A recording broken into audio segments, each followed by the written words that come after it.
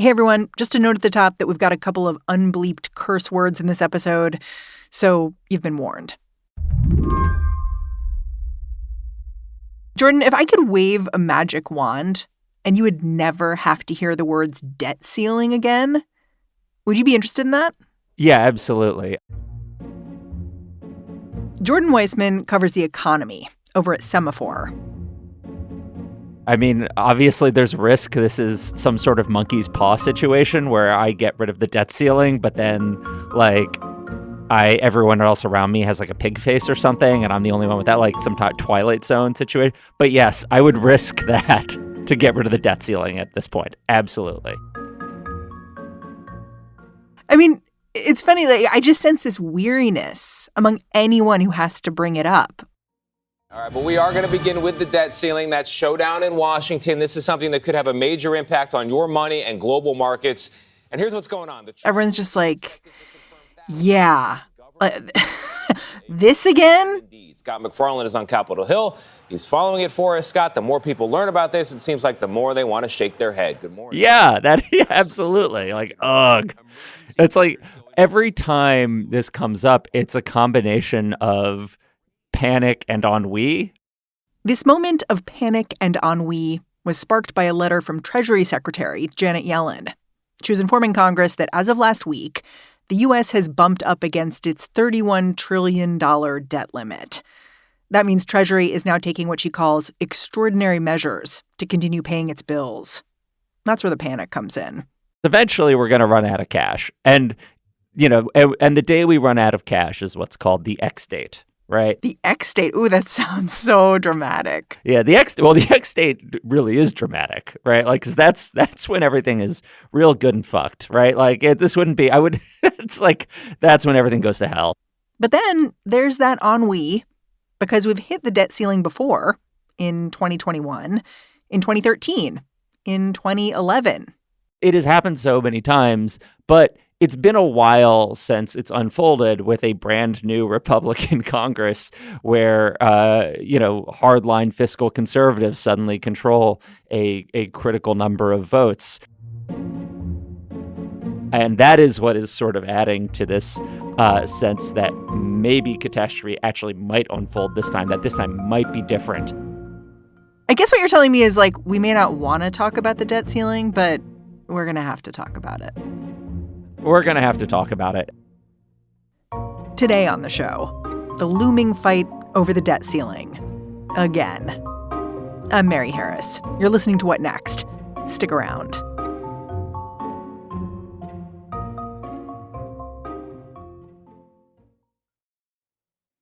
This podcast is brought to you by Progressive Insurance. Most of you listening right now are probably multitasking. Yep. When you're listening, you're probably also driving, cleaning, exercising, or maybe even grocery shopping. But if you're not in some kind of moving vehicle, there's something you can be doing right now. Getting an auto quote from Progressive Insurance. It's easy, and you could save money by doing it right now from your phone. Drivers who save by switching to Progressive save nearly $700 on average, and auto customers qualify for an average of 7 discounts. Discounts for having multiple vehicles on your policy, being a homeowner, and more. So just like your favorite podcast, Progressive will be with you 24/7, 365 days a year, so you're protected no matter what. Multitask right now. Quote your car insurance at Progressive.com to join the over 29 million drivers who trust Progressive. Progressive Casualty Insurance Company and Affiliates. National average 12-month savings of $698 by new customers surveyed who saved with Progressive between June 2021 and May 2022. Potential savings will vary. Discounts not available in all states and situations. Each time we get caught up in another debt ceiling debate, it's easy to forget that it does not have to be this way. The U.S. is essentially the only country with a restrictive debt ceiling, and the policy is a holdover from an early 20th century reform. In addition to being anachronistic, the debt ceiling is also just weird, because Congress allocated all this spending in the first place. Refusing to raise the debt limit is a little like Congress going to a restaurant, ordering a 4-course meal, and then walking out on the bill. all the debt limit does is it says you cannot borrow anything more to pay what you already owe. Like, it doesn't set spending or anything. It just says you can't borrow any more money. And so it leaves the administration in this position where it's like, well, we have all these obligations. We have to pay Social Security. We have to pay doctors for Medicare. We have to pay our bondholders. We have to pay soldiers. How are we going to do that? Right? Like, it's a nonsensical system, but we're stuck with it. And it's this, dumb self-destruct button that every once in a while someone threatens to push. Yeah. Let's talk about how the debt limit became an issue in Washington so fast, because I think of it a little bit like Chekhov's gun, like the narrative principle that if you see a gun in the first act, it gets fired in the second. And yeah. I say that because it was just a few weeks back that Kevin McCarthy was trying to become Speaker of the House, and the debt limit kind of got trotted out as a really important element of him becoming Speaker. Can you just explain that?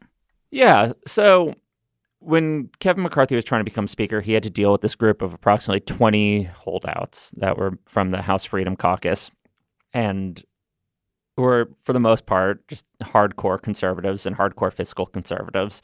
And many of them said they didn't want a clean debt limit increase, right? They didn't want McCarthy to allow a simple, no strings attached debt limit hike to come to the floor and pass. And he had to say, okay, I won't let that happen. And also, a lot of the somewhat complicated but important rules changes he gave them as concessions make it much, much harder for that to happen. And even before that had happened, there was a sense that if you had a narrow Republican majority in Congress or in the House of Representatives where the deciding votes could be coming from the hardliners, it would be pretty difficult to pass a debt limit increase, or at least it would be a challenge. This just kind of made it more formal. To use your, description, the gun was taken off the mantle and put on the table. Yeah. I mean, just to be really clear, like these 20 holdouts who were refusing to vote for Kevin McCarthy, I mean, they were telling reporters things like, I want to know he's willing to shut the government down rather than raise the debt ceiling. It's non-negotiable. They were being really, really clear on that. Like, essentially, they want a balanced budget in 10 years. Like, we won't raise the debt limit. Is it even possible to have a balanced budget in 10 years' time? I mean, yeah, all kinds of things are possible. But, try doing that without slashing Social Security and Medicare, which, if you haven't noticed, even Donald Trump is like, do not touch those because, it's political poison. So, yeah, I mean, it's not a realistic ask. And I don't think Republicans would want to vote for any budget that would actually do that, although they might end up having to because, again, these holdouts want at least like symbolic, to pass some sort of symbolic budget that does. I think you're seeing this sort of resurgence of fiscal conservatism that we all kind of remember from the Tea Party era, and then that sort of disappeared under Donald Trump. It's making a comeback, and it's sort of strange because, when the Tea Party swept into power in 2010 or 2000, well, really, when they won in 2010 and then, took over Congress in 2011 and eventually forced a debt ceiling standoff, the first major one, they had all campaigned on cutting spending, right? That had been, regardless of why people really voted for them, they had really campaigned hard on dealing with Obama's budget deficits and cutting spending and, being fiscal conservatives and being prudent. That's not what happened in these midterms, right? Like, Republicans kind of underperformed in general and just barely squeaked by with a win with, a 5-seat majority. And no one was really voting for Republicans because they were making hard promises to slash Social Security. So it's very weird that after this election, now is the time we're seeing everyone kind of demand some sort of return to austerity on the right. There isn't an obvious public hunger for this, but they're taking their shot while they see it. That's such an interesting way of framing it. I hadn't thought about it that way. It sounds a little bit like you're saying this is like a ghost in the machine, like this is a leftover Republican value that with the party in a bit of chaos, it's able to express itself more. Right. And what you have here are an empowered group of very frustrated fiscal conservatives who are upset that they haven't, after all these years, after the Tea Party revolution more than a decade ago, they still haven't been able to get the kinds of budget cuts that they've wanted. And if anything, the deficit, which they see, or the national debt, which they see as an existential threat, wrongly, in my opinion, that has gotten much worse. And so they believe they have leverage. They see a point of leverage, and they're going to try to use it. It's not at all clear that there's really a mandate for this. And another huge difference, right, is that this administration, the Biden administration, just does not want to negotiate. And that is a big lesson that Democrats kind of took away from 2011. 2011 set the standard for a debt ceiling standoff. Just like now, Republicans had reclaimed the House, and there was a Democrat in the White House. Tea Party conservatives dug in, demanding then-President Obama agree to deficit reduction measures if he wanted them to okay more government borrowing. Eventually, everyone reached a deal. In exchange for increasing the debt limit, Republicans got the Budget Control Act of 2011. This legislation set up a super committee dedicated to cutting the deficit by $1 trillion. In the end, that super committee couldn't agree on how to do that. But it was something. And the two sides took very different lessons from this. At least hardcore fiscal conservatives kind of concluded, hey, if we really fight, then we will get what we want. We will get something. If we really take this to the precipice, the Democrats will cave. And the Democrats, their lesson was we just should not negotiate, right? Don't negotiate with terrorists, essentially. Yeah. Exactly. Do not negotiate with terrorists. And that's what you're hearing in the rhetoric now. The Biden administration is saying, we are not going to negotiate. Democratic senators like Brian Schatz are basically, practically quoting The Godfather, saying our offer to you is nothing, right? We would like you to pay for, the gambling license. That is their approach to this right now. But here's the thing. Can they do that this time? And I ask because it's different now. Republicans are in charge of the House, just barely, but they are in charge of the House. So can Democrats really refuse to negotiate with them at all? I mean, it's a game of chicken, right? And we'll see. But I would say it's getting more difficult for them to maintain that position because you're starting to see some moderate Democrats say that they too would like to see negotiations. Joe Manchin has said that he would like the White House and Democratic senators to negotiate some sort of debt ceiling deal. And, he's kind of gestured towards maybe striking a deal where Washington would raise the debt ceiling and then create some committees to look into how to rein in entitlement spending or make sure the entitlements stay solvent. Wow, it really is Groundhog Day. Yeah, it's Groundhog Day. Because that's exactly what they did in 2011. Yeah, but in the House, you have a group of moderates who are now saying, yes, we don't want to pass a clean debt ceiling deal either. And that might make it harder for Biden to kind of say, just no, I'm not coming to the table. Or maybe he'll keep playing chicken. I don't know. At this point, it's hard to tell. We'll be back after a quick break.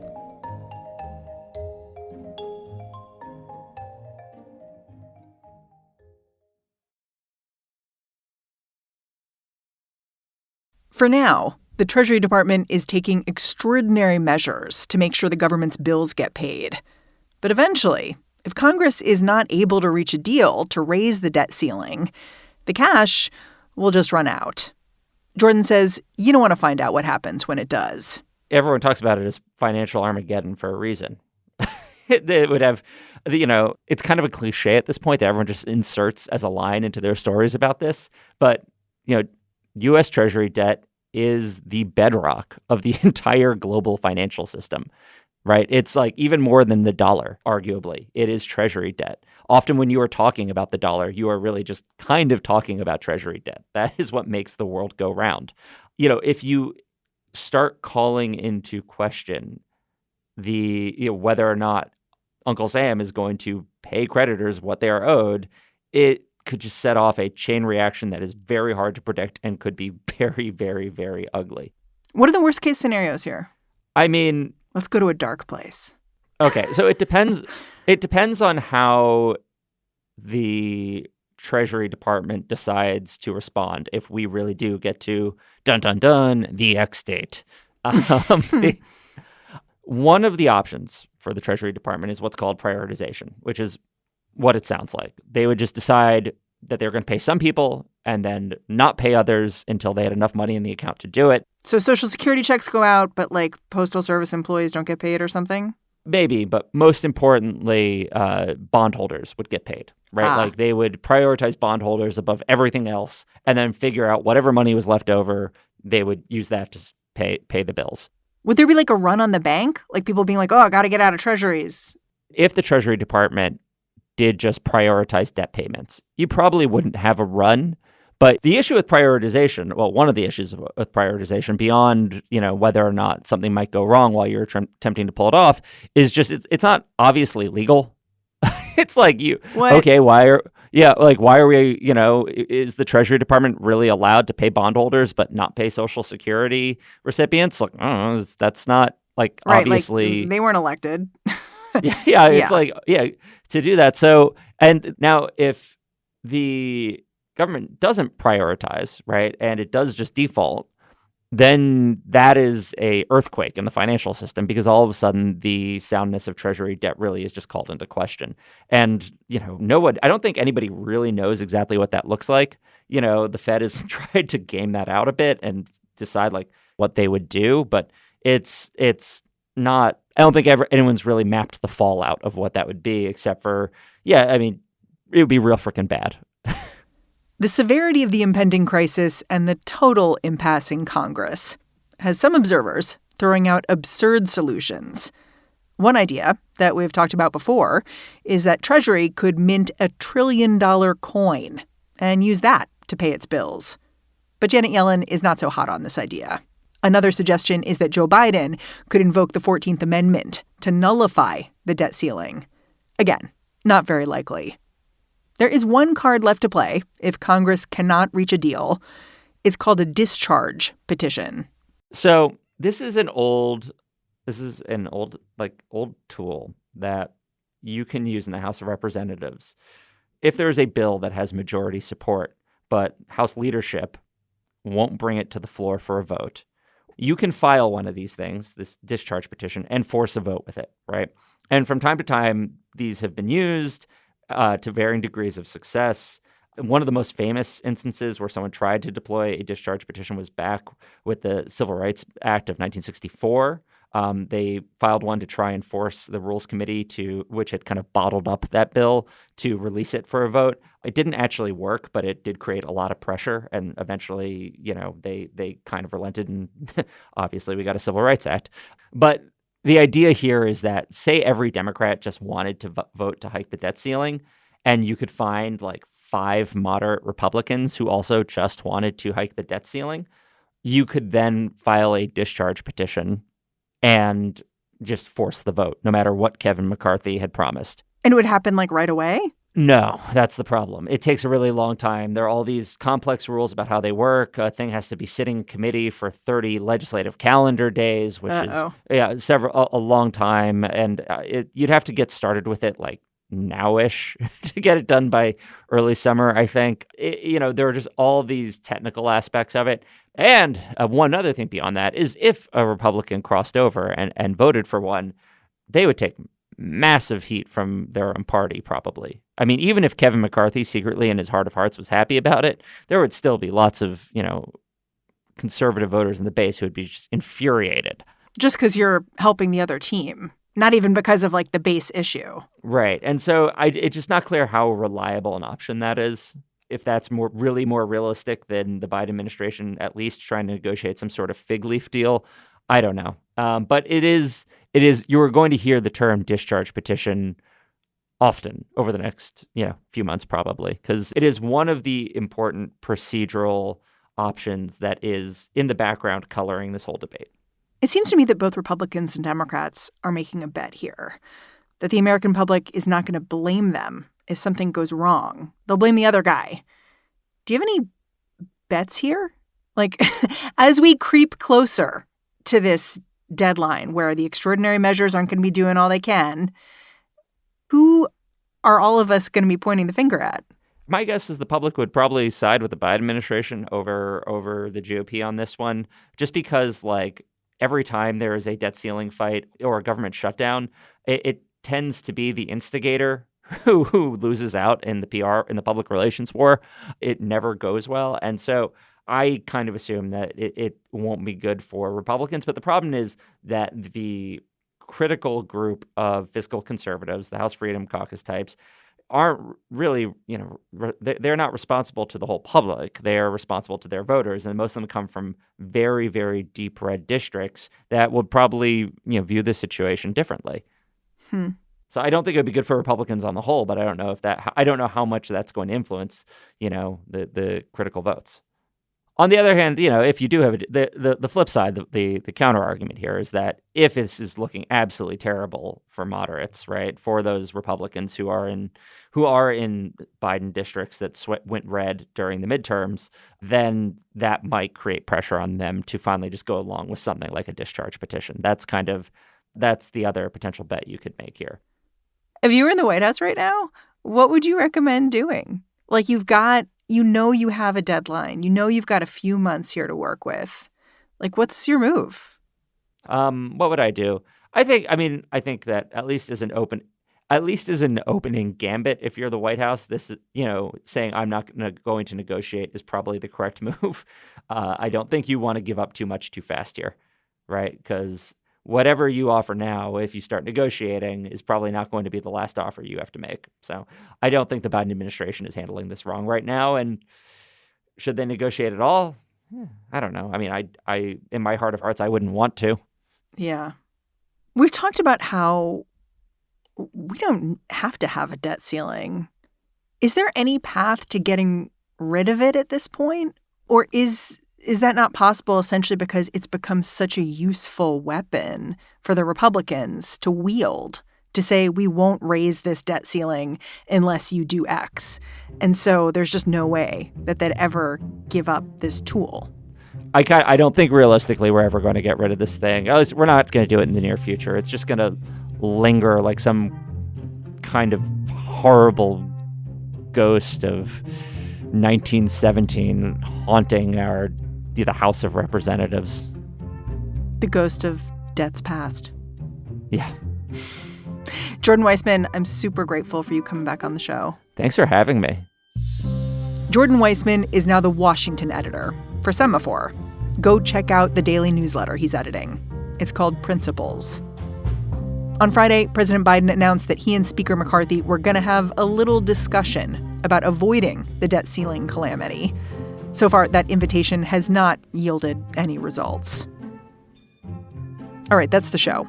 What Next is produced by Elena Schwartz, Carmel Delshad, and Madeline Ducharme. We are getting a ton of support right now from Anna Phillips, Jared Downing, and Laura Spencer. We are led by Alicia Montgomery with a little assist from Susan Matthews. Ben Richmond is the Senior Director of Podcast Operations here at Slate. And I'm Mary Harris. Go track me down on Twitter. Say hello. I'm at Mary's Desk. All right. Talk to you tomorrow.